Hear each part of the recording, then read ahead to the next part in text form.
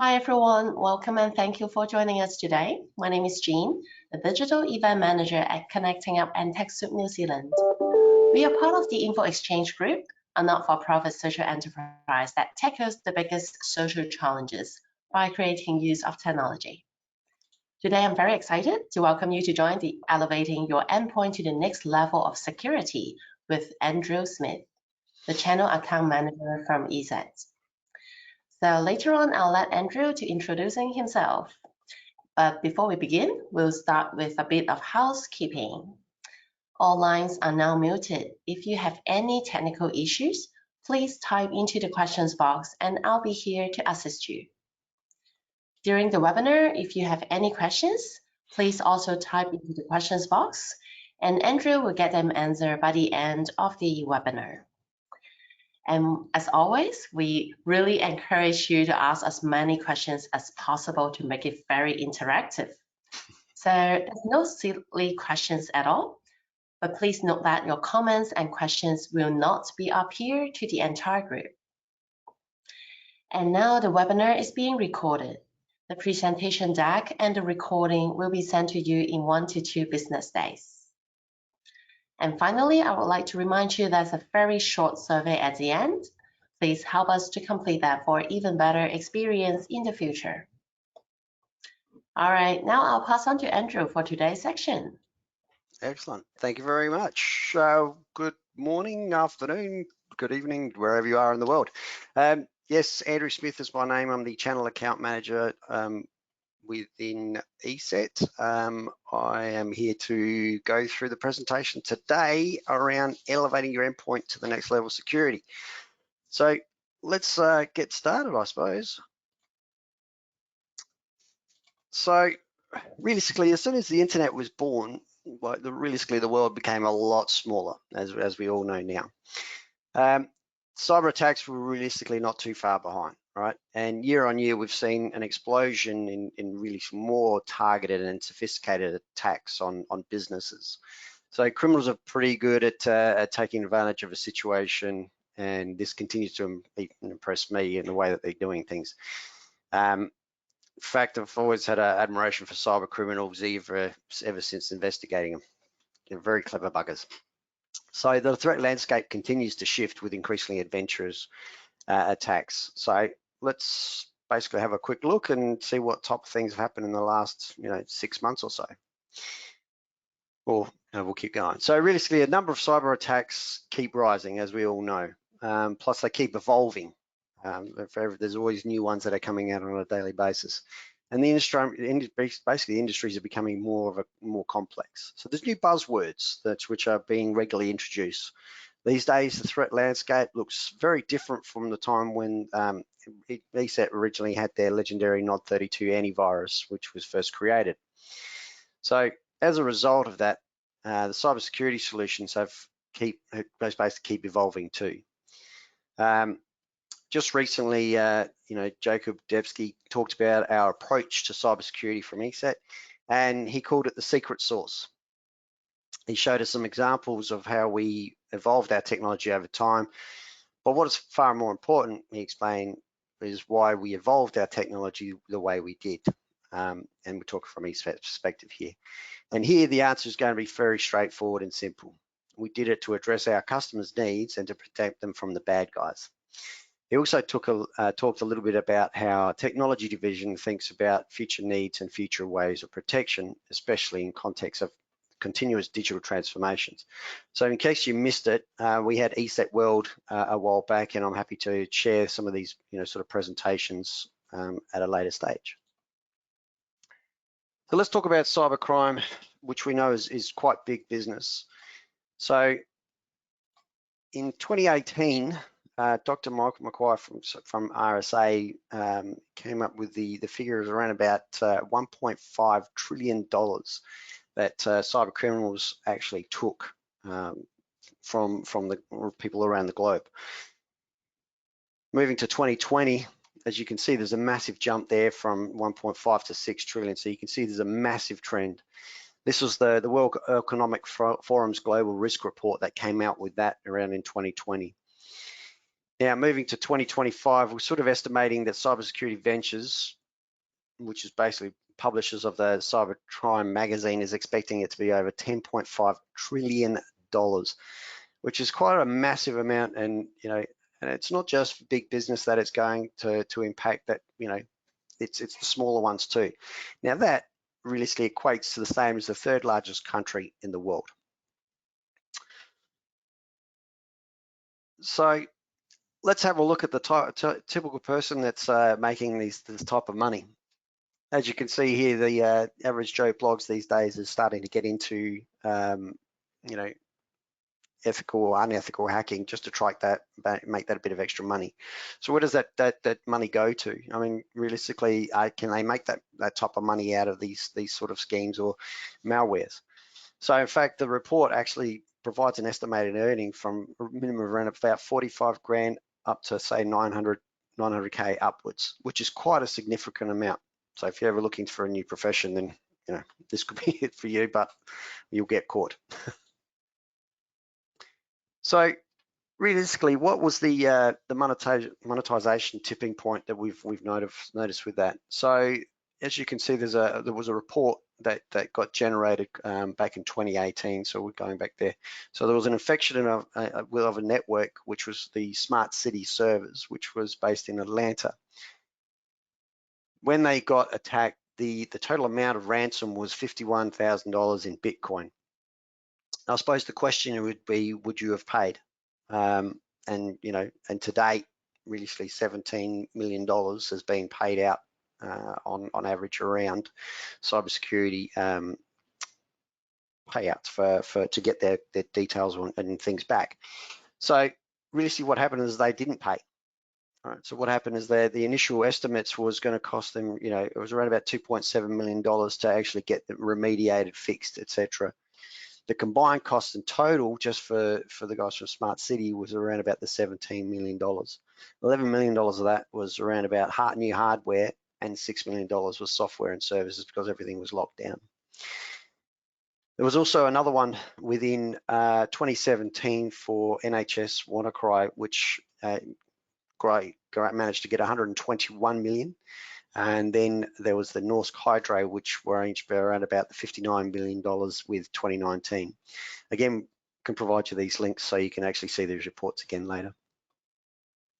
So what's the ransomware demands? Let's talk about a couple of those. So Forbes back in 2020, the University of California, as you can see, they paid $1 million ransom following a cyber attack. They were, within 2 weeks, they had there was two attacks. One was the Florida Riviera Beach, around $600,000, Lake City around $500,000.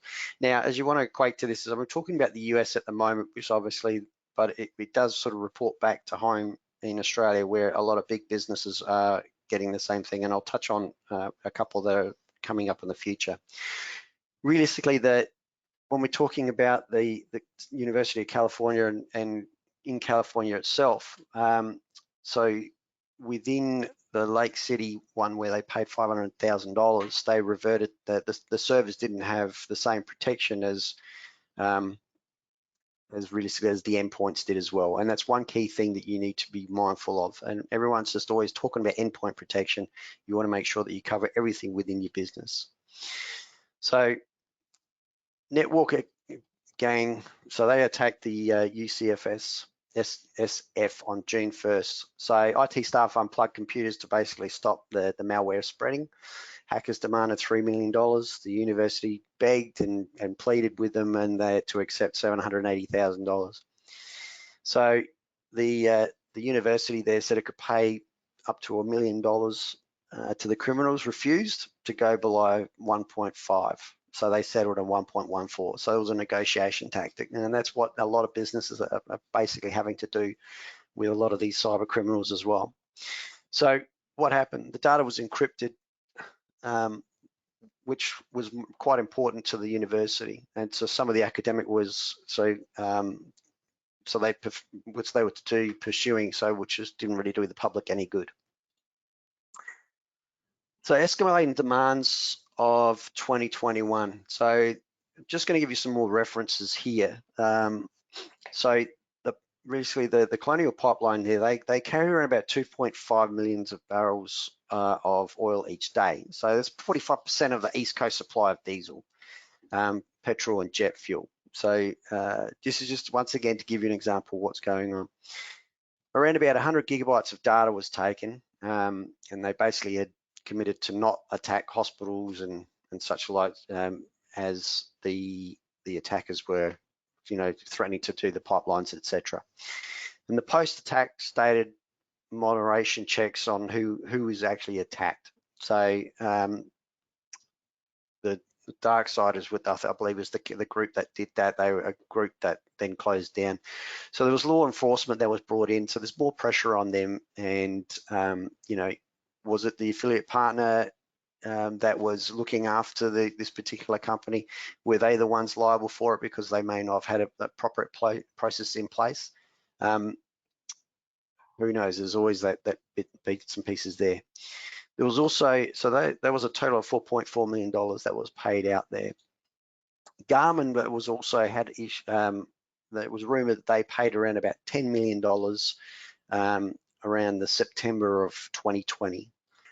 JBS Food paid around about between 11 and 14 million. CNA around 40 million. Kaseya, which was a major one, which got hit, was around about $70 million. There was a massive push around that globally to try and get them up and running, and there was a lot of customers that were impacted for that. And then the latest one, which was Media Market, around about the $240 million price tag that they paid out to actually get their stuff back from hackers. Okay. So here's some more stuff that will be a little bit more closer to home. So in Channel 9 Entertainment warned recently about ransomware recovery. It does take a bit of time. They were hit in around about March 2020. There was a disruption to their broadcast and free-to-air broadcasting as well. Australia's Signals Directorate assisted with this, and 2 additional attacks on others were averted due to the intelligence that were provided around at the time. JBS, around about 2021, which obviously food processing, they were a global company. They had a global outage, and our 47 plants in Australia were basically halted, and they were just cold dry, so they couldn't actually trade. And as you know, we all know, so food processing, usually like a 24-hour operation. So JBS, as we said, mentioned, paid around about between 11 and $14 million. Uniting Care in April 2021, obviously being a health provider that we are all aware of, it took them 2 months to basically regain their control of their existing systems. All encrypted files and attempted to delete backups were pretty much, what could you say? It was a long and arduous journey. So, but what we do discover is around about 20% of data breaches in the first half of 2020 was aimed at healthcare. So a lot of money for that one. Now, the Australian Federal Police in July 2021, they created Operation AUKUS, and then they did a cross-agency task force with many people. It's similar to cross-agencies in the US, and this is obviously in Australia, to try and disrupt the, to follow up and find out why they were disrupting these operations and what they could do to challenge and try to rectify these and identify these things before. And they were working in conjunction with a lot of security providers in this to provide that sort of intelligence. So there's realistically the change in an attack process. So we've got the identify targets, initial compromise. They identify the exploitable vulnerabilities. Now that's why they're trying to see where they're trying to get in access into your systems there. The credential theft, phishing, compromise external facing infrastructure as well. They also abuse like VPN infrastructure or such like. Now credentials in domain shares and other systems and network scanning, and that's another way that they try to gain access as well. Now that obviously the installation of cloud sync software and then the ability for them to be able to disable antivirus products as well. And then they schedule the execution deployment of report, which is resource dependent. So this is basically the norm, right? We can see now that, if these hackers like from overseas, that we can see that like they're launching cyber attacks really because that's their job, even to the point where we're seeing with those calls coming through quite often, mail, text messages, it's all coming through there. But also in the way that we've seen around Russia attacking Ukraine, they launch cyber attacks because basically that's what the government's doing. So Eset's been playing quite a big part in assisting with the war against Ukraine and helping Ukraine to try and identify where the cyber attacks are coming from and trying to assist them to actually stop them and remediate them as well. So I believe Blackboard is quite synonymously known within the not-for-profit sector as well. And as we can see that there is quite a few hacks that are increasing on that regards. So around North America, London and Sydney, there's around about $1.28 billion that's been either attacked, thwarted or paid, and potentially the largest breach this year.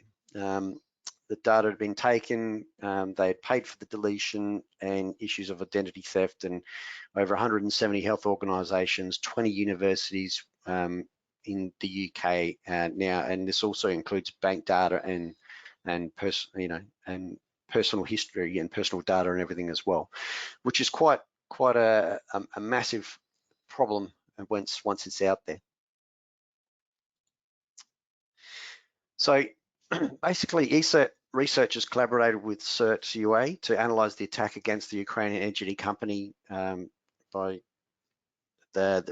seeing what the destructive actions were scheduled for around about April this year. But artifacts suggest that the attacks have been planned for at least 2 weeks. Now, the attack used ICS cable malware and regular disk wipers for Windows, Linux, and Solaris operating systems. Now, high confidence that the attackers used a new version of the Destroyer malware, which was used in 2016 to cut the power in Ukraine. Now, high confidence is that the APT group Sandworm was responsible for this new attack. And it was also Caddy Wiper, which is a new variant, erases users' data and partition information from attached drives. A lot of this stuff is on Eset's website, and we can provide again more information of that. So, but even though that they erased the data and partition information from the attached drives, it actually avoided destruction of the domain controllers. It's probably to keep the attacker's access inside the organization. Now, deployed by the group policy, an indicator that the attackers had already been present within the network was identified. So this is the part that we like to talk about, where we get most of the cyber insurances, where what they're trying to do. So just due to the large payouts over the last year or so, there's been a massive change in the environment. So premiums continue to rise, and the average cost of the insurer for a cyber incident for a small to medium business or SMB is around about the $145,000 mark. So this is not instead of cybersecurity. So insurers want to know that there is an organized and proactive effort to manage cybersecurity risk. They are starting to ask for specific technologies, and we go through this around the Essential 8 discussions that we have with a lot of clients as well. And they can ask about existing and future solutions that you're trying to achieve. So this differs from standards and frameworks, as they can move quite quickly. So predictions coming up. Now, this is a tough one to realistically call at all, but it is even, realistically, with the amount that's changed, is it even possible to do it in cybersecurity? The famous proverb, prepare for the worst and hope for the best, is something that we all do in the industry. But realistically, I like to call this expect the unexpected. Whatever size company you are, small, medium, large, you are basically, cyber attacks are increasing and excelling in persistency and in its sophistication. So we must expect the inevitable. Now, motivators remain financial, as we all do, political or just for kicks for some people. So throughout the rest of 2022, we're likely to face campaigns leveraging big brand names as well as small. smaller opportunistic attack based on current trends, as we saw in 2021. Changes in botnet activity also heavily influence the email threat scene. But how are they all connected? This is another big question. Are they even connected? The answer is we don't know, and we never really will. However, we can prepare for the worst. More often than that, not, and that shouldn't put you off from doing your best efforts from securing yourself. So how does this impact you? So one potential trap companies fall into is how they become complacent and believe that they are not a potential target. A lot of small businesses go, well, they're only after the big guys, so why would they target me? But realistically, there are still plenty of things we can all do to help reduce the threat landscape and the ripple effect. So this is where we talk about around Eset's digital security progress protected and the way we can get into this. So if we go back in time, a desire to heal computers with systematic approach around research and in-depth knowledge is what drove Eset founders to establish the business back in the early 90s. Since it was founded, Eset has been delivering breakthrough discoveries around cyber attacks and threat actors. Fast forward to today, Eset is a global science-driven digital security company. Findings from our R&D centers, I should say, which we publish widely, improve understanding of cybersecurity threats across different industries. First, we analyze the technology, trends, and emerging cyber threats. Whenever we see a new category of threats, we improve our solution in order to provide protection against new attack vectors. So let's look at the Eset approach to cybersecurity. So for one, we've got the Eset Live Grid, which is a cloud reputation system. Now, which uses basically data that Eset users have submitted worldwide and sends it to the Eset Research Lab. By providing some suspicious samples and metadata from the wild, Eset Live Grid enables us to react immediately to the latest threats and serve the needs of our customers. Machine learning. Eset has been working with machine learning algorithms to detect and block threats since the 90s. Neural networks were added to Eset products, detection engine in 1998, and the Eset machine learning engine is fine-tuned to cooperate with other protective technologies such as DNA, sandboxing, and memory analysis, as well as the extraction of behavioral features to offer the best detection rates and the lowest possible number of false positives, which now comes to human expertise. Now, Eset's world-class security researchers share elite know-how and intelligence to ensure our users benefit from optimum around-the-clock threat intelligence. So in saying that, Eset's LiveSense technology combined with our machine learning expertise, cloud reputation systems, and our people embodies this approach to power the most formidable cyber threat prevention, detection, and response platform, which is Eset Protect. So our core tech approach can be regarded as symbiotic, I should say, relationship between our sensory systems with all its receptors and the tech and human expertise that utilize it. Like a brain that receives signals from numerous inputs, internal and external, and interprets them to make concrete, rational decisions, we gather data from many receptors and sensors, for example, endpoints, and process them using algorithms, which are constantly updated and augmented by our own knowledge and experience to protect the whole organism and help to grow and thrive. So the Eset Protect platform, which is this is powered by Eset LiveSense. As you can see, there is a whole gamut. There is from one we just detect to respond to prevent. There's many layers in which that is there, which provides customers with a peace of mind. So Eset's XDR. Now, we have the XDR products, and there's a lot of vendors that are out there that are professing to have the XDR solution. However, positioning Eset Inspect closer to Eset Protect helps create a more integrated experience for security defenders.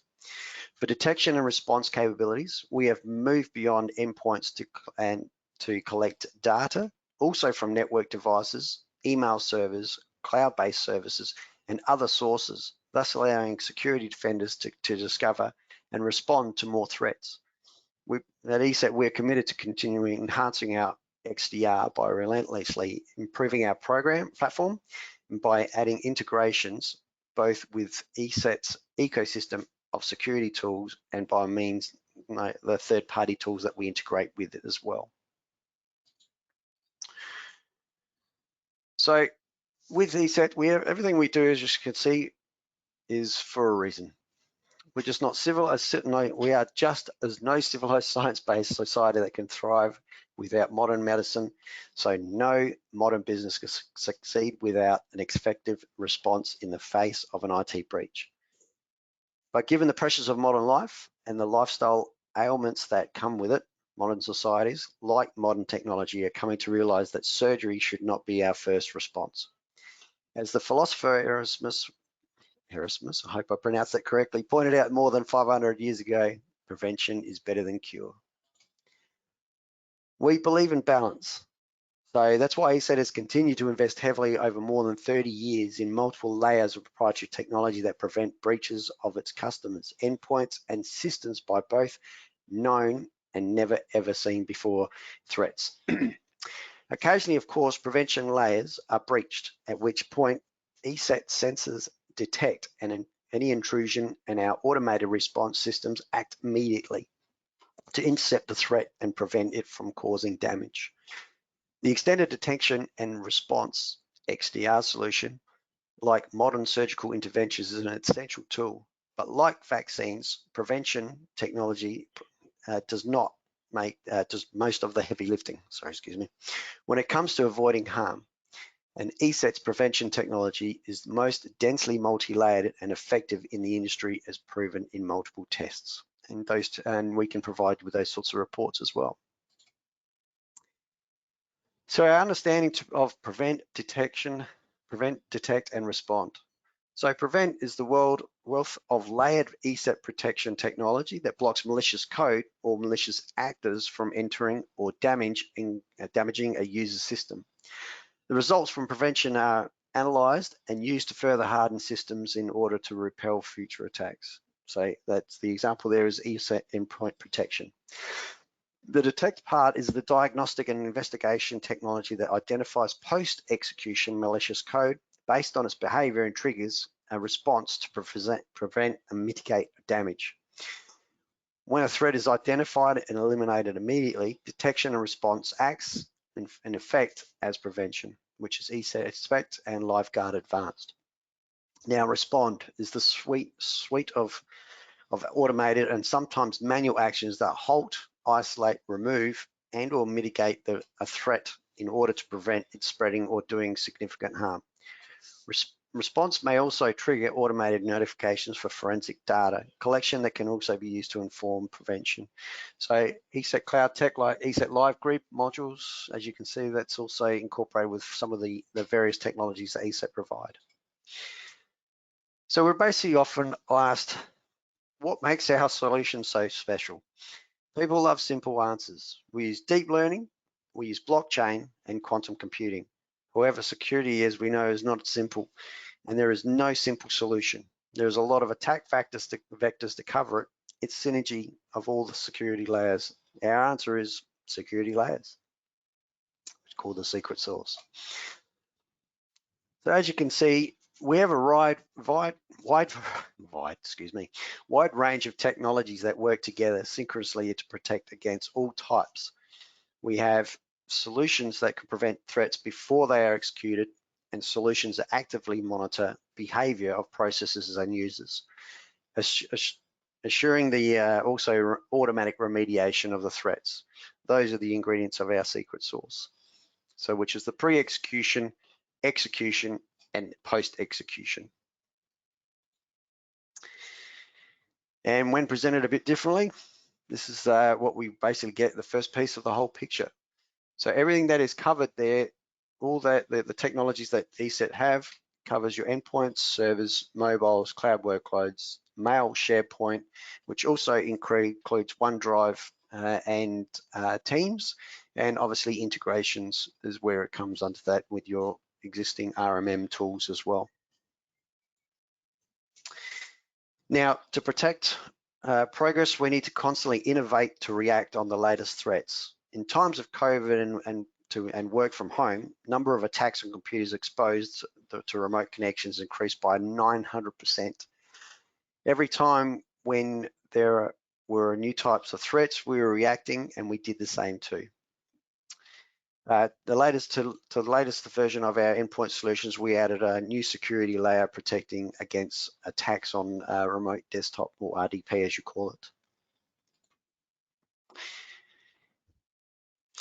So to protect progress, we need to constantly innovate to react to the latest threats. Sorry, my apologies, I'm just reading that twice. So now let's talk about Eset LiveSense. Now, we all know that our security technology is multi-layered, as I've just sort of explained. That is because a single layer of defense is simply not enough in today's constantly evolving threat landscape. What we have realized is that our technology is in fact our own, very unique point of difference. And as such, it deserves a name. The name we choose, as was mentioned, is, as you can see, is Eset LiveSense. Live to reflect the continuous evolution of our technology, and sense to reflect the many protection layers of a technology with different sensors and receptors. So bear with 2 seconds. Okay. So when it comes to digital security, here at Eset, we always do things for a reason. We don't do them because of the new buzzwords that, so that we can claim them. Take, for example, machine learning, which Eset pioneered to combat emerging threats, or early adoption of cloud technology with the unique Eset LiveGrid, or cloud reputation system that constantly evolves our threat intelligence. Advances like these are the results of work of Eset's team of dedicated experts who have been researching malware and innovating technology for more than 3 decades. To us, Eset LiveSense, our multi-layered security technology, is the key ingredient to our secret sauce. And machine learning, human expertise, and Eset LiveGrid are the 3 additional ingredients that combine together define our approach to cybersecurity. The way we see it is that there is a collaborative relationship between the protection layers with sensors and receptors, Eset LiveSense, the tech and human expertise that utilize it all. So you can imagine a bit like being a bit like a brain that receives signals from many inputs, internal and external, apologies, and it interprets them in order to make concrete, rational decisions. Because of this collaborative relationship, we can gather data from different places, as mentioned before, for example, endpoints, but not only, and process them using algorithms that are constantly updated and augmented by our own knowledge and experience. So in our approach, balance is very important. Balance in prevention, detection, and response. Now, this piece is very important. What is actually the difference between prevention and detection? Prevention is a combination of detection and automated responses in very early stages of the attack, so that you are able to put a stop to it. And at Eset, we believe that prevention is extremely important. Of course, you still need detection because prevention can sometimes fail. But if I go back to what I was saying earlier, because we always analyze emerging cybersecurity threats, and because we have very strong research expertise and multi-layered security technology, we can do most of the heavy lifting and avoid potential harm by putting a stop to an attack. Many original EDR vendors are now realizing how important this is and are starting to add automated responses capabilities to their solutions. But this is something we at Eset have always been doing, and it is our strong quality. So even if we go back to the era of EDR, our EDR has always been more because of our automated response capabilities.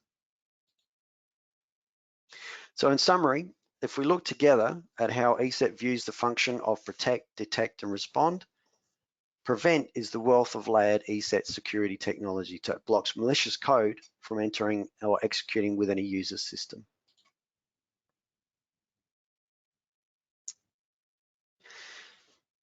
So detect is diagnostic investigative technology and identifies post-execution malicious code. Respond is a remedial technology that helps execute a malicious code from spreading or doing significant harm and hardens the security attacks from future attacks there. So let's have a look at some actions that you can all consider to take here. So you could get, think about your cybersecurity posture. So get product bulletin and other materials, get trial access to threat data feeds, get APT reports. Examples, simply evaluate your offering. Or you can use Eset threat intelligence to improve your cybersecurity, cyber defense, your knowledge, reduce risks, and reduce costs. If you've got more questions, feel free to always reach out. And we're happy to assist you with that. Another way that you can do it is to continually refresh your continuity plan. Understand how your business can operate while under an attack with limited access to systems. Conduct a practice crisis scenario while time is on your side. Make sure everybody knows their roles and what is expected of them. Consider your third-party supply chain and what part that you play in other supply chains as well. Monitor for suspicious and unknown network behavior. Implementing an endpoint detection response, or EDR, solution is recommended and will help keep teams focused on critical incidents. You also want to conduct impromptu cybersecurity awareness training for all employees. Education is very important. As we all know, the human faults, the ones that click on those links. So any training that you can provide them is so much better. So this will help keep things front of mind for all employees. As a reminder, a few core cybersecurity musts. And this is the main one. Enforce a strong policy for strong passwords, I should say, for secure passwords. Better still, password managers. You can also incorporate with Eset's two-factor authentication. So make sure that all the accounts have two-factor authentication included. Update and patch promptly to remove the risk of becoming a victim due to previously known vulnerabilities. You want to test your backups and disaster recovery systems. Be sure to keep offline backups as well as backups in the cloud. Audit user access. Reduce risk by limiting access to services, software, and data for only those who really need it. Close reports and close ports, my apologies, and stop services that are not used and which provide an open door that can be easily closed. And of course, make sure all endpoints, servers, mobiles, and such like are protected with an anti-malware product. And finally, Eset for existing Eset customers, ensure that important features such as advanced memory scanner, exploit blocker, Eset dynamic threat defense, and ransomware shield are all enabled. Together, we can protect our progress and stay safer online. So that's pretty much it for now. So let's open up to any questions if anyone's got there. I know we've got this set for an hour, but I figured it's gone pretty quickly from my point of view. So is there any questions out there at this point in time? Thank you very much, Andrew. So is the Q&A sections now. If you have any questions, please feel free to type into the questions box and Andrew will get them answered. All right, so we got our first questions here. So when you talk about the password management, what are the tools or any recommendations? Which password management can we use? So there's multiple password management tools that are out there. There's LastPass is quite a known one out there. There's OnePass as well. Depends on entirely on what you want to utilize as well within the business. And this is part of where companies will actually do a lot of those audits, can provide you with some details around password management and passwords as well. Even to the point where Google has incorporated their own password management tool as well. Lovely, thank you. So I'll just type in the chat box as LastPass. It's a good one that you can explore. Mm-hmm. Lovely. Thank you, Andrew. That's All okay. right. We got another interesting questions here. So, because we are not-for-profit organizations, so people Sure. are quite reluctant to change. So, do you have any advices how to educate our colleagues or staffs in terms of like cybersecurity awareness and ongoing education? What are the Yeah. ways that we can do? Look, so there, and what I'll do is after this, when we go and send some information through, I'll send a link that Eset can provide for some free cybersecurity training that you can get your staff to do. It's quite easy to do, and it's gamified as well, so it's quite interactive. And then what happens, it generates a score at the end of it, and then you can see where people may need some form of further education around that as well. So I would do that, and then there's ways that obviously if you some applications where you can actually send a phishing email out to your staff just as another tester to see how everyone is going with that as well. So plenty of documentation that we can do, but I believe that the free training that we've got at the moment is quite good, and we do provide that to a lot of not-for-profits as well, because of the fact that, you know, obviously the costing is very low. And then more happy to have that discussion one-on-one with you as well, and, you know, for the person that asked the question. Of course, thank you very much. So Sure. we'll share with you the link about the free training resources after that. Yeah. And I The really other, like the idea. Yeah, you go. yeah, sorry. The other thing as well is, you know, as part of your induction process is to actually get new staff to do that training as well, just so you know you're covering it, and then maybe do a refresher, you know, once you know, maybe every 6 months as a minimum. Yep, brilliant idea. That's really great. I really like the idea about like trying to send a phishing email to the staff as well. That what we have just received last month. So we got about 200-ish staffs, and then there's a report generated how many % of the staffs that actually opened that email. Correct. So it is a really good way to like, is an actual scenario that you are facing and then you actually do it. That's why you need ongoing trainings. Correct. And it's a way of, yeah, as I said, with the people that actually, you know, can pick the emails and everything and see what's there, and if they list it as phishing, then it usually there's an automated response saying congratulations, you know, you've selected the right thing. So 100%. Thank you for that. All right. So if you have any more questions, feel free to pop in. Otherwise, Andrew, so before we finish, do you have anything you would like to add or summarize? no, I mean, like, just once again, it's thank you very much for everyone's time today. I'm more than happy to have a chat with a lot of the not-for-profits out there around your existing security platforms, where to go. If you are looking, you know, obviously with teams that are a lot smaller, then what we can do to assist you to actually become a bit more compliant around your cybersecurity posture as well. Fantastic, thank you. Okay, so as you see, I guess you're now seeing my screen. So before we finish, I would like to share with you some very interesting upcoming webinars. Okay, just to make sure you're on my view. Fantastic. So this is the connecting up page. I think you're quite familiar. And if you go to training, upcoming webinars, so all the webinars are here for you.